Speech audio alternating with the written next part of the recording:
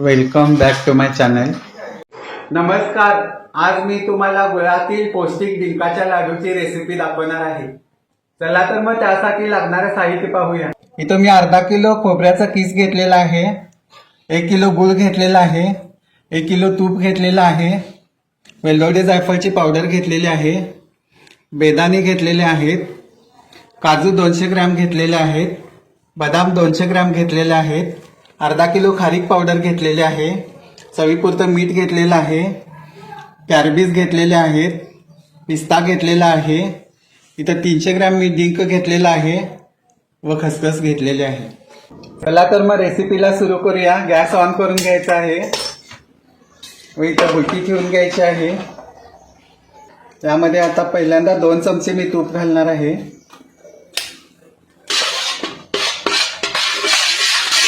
आता मी हे सगळं साहित्य 1 किलो लाडूचं करणार आहे. त्यामध्ये पहिला खोबऱ्याचं किस घालणार आहे अर्धा किलो.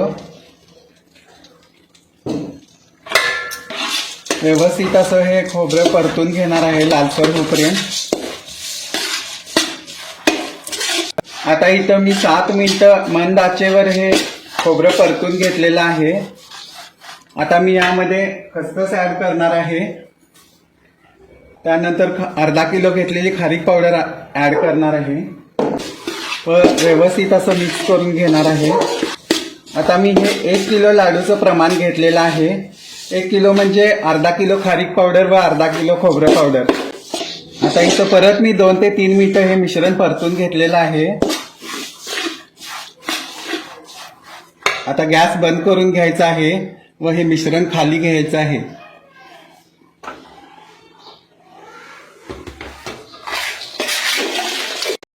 आता मी हे मिश्रण खाली उतरून घेतलेलं आहे.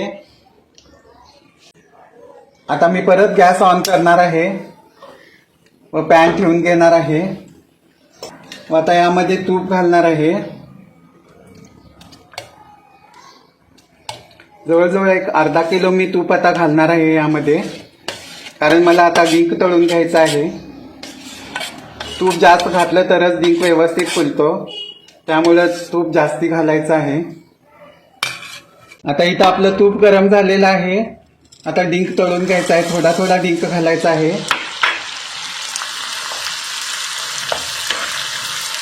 व व्यवस्थित असं तळून घ्यायचं आहे.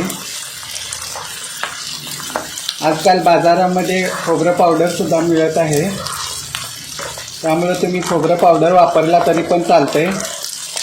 मगाशी मी पावडर बोललो, पण मी खोबऱ्याचा किस वापरलेला आहे. बघा किती छान आपला असा डिंक फुललेला आहे. व्यवस्थित असं परतून छान डिंक फुलूपर्यंत त्याला व्यवस्थित हे करून घ्यायचं आहे, तळून घ्यायचं आहे. गडबड अजिबात करायची नाही याला, कारण डिंक कच्चा राहिला की लाडू कचकच लागतात. त्यामुळे डिंक व्यवस्थित तळून घेणं फार महत्त्वाचं आहे.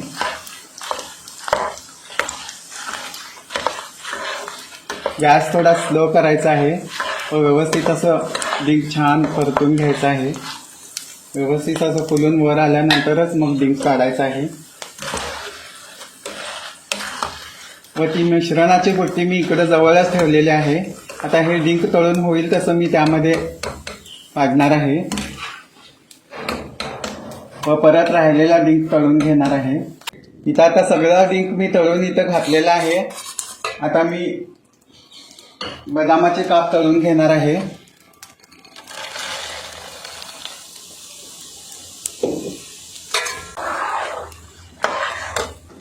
आता छान इथं 2 मिनिटं मी बदामाचे काप तळून घेतलेले आहेत. हे पण आता मी बुट्टीमध्ये काढून घेणार आहे व यानंतर मी बेदाणे तळून घेणार आहे. डिंकाच्या लाडूसाठी हे सर्व जिन्नस तुपातून तळून घ्यावे लागतात, तरच ते व्यवस्थित चव येते त्या लाडूला. आता मी 1 वाटी बेदाणे तळून घेणार आहे.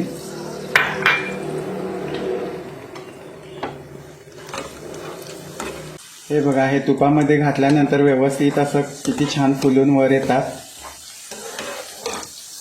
सगळे बेदाणे वर फुलून आल्यानंतर हे काढून घ्यायचे आहेत.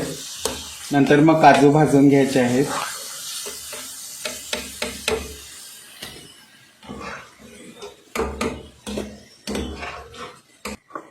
आता इथं मी 200 ग्रॅम काजू तळून घेणार आहे.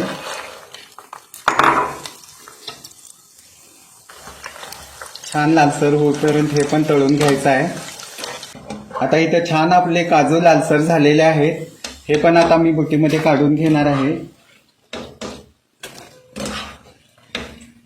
आता मी पिस्ता व कॅरबीज पण तळून घेणार आहे.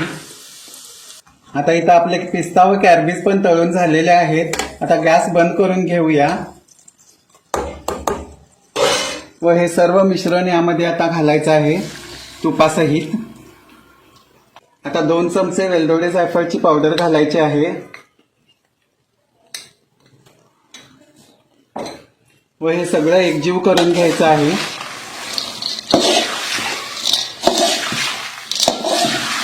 आता परत गॅस ऑन करून घ्यायचा आहे व पाक करून घ्यायचा आहे.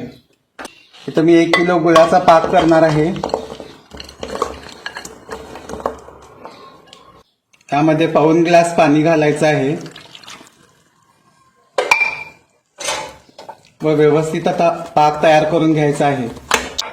छान आपला गुळ इथं मेल्ट झालेला आहे. आता पाक तयार झाला काय ते पाहूया.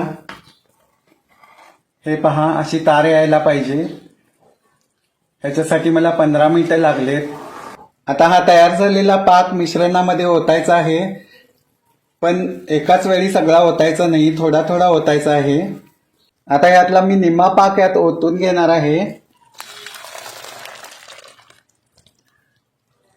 व मिश्रण छान हलवून घेणार आहे.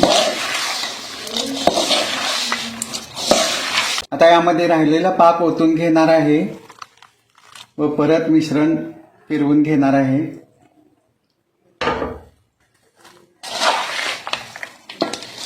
बघा किती छान कलर आलेला आहे. किती मस्त ड्रायफ्रुट्स आपले दिसत आहेत पौष्टिक डिंकाच्या लाडूचे.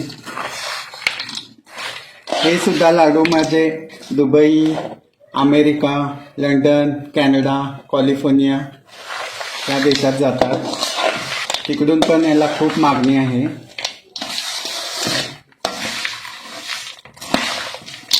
आता मी हे सर्व मिश्रण एक 15 ते 20 मिनिटं सेट व्हायला ठेवणार आहे. आता इथं आपले 20 मिनिटं झालेली आहेत. मिश्रण छान सेट झालेलं आहे. आता यामध्ये मी चवीपुरतं थोडंसं मीठ घालणार आहे व मिश्रण छान परतून घेणार आहे व लाडू वळून घेणार आहे. आता इथं मस्त आपले असे हे चविष्ट गुळातील डिंकाचे लाडू वळून झालेले आहेत.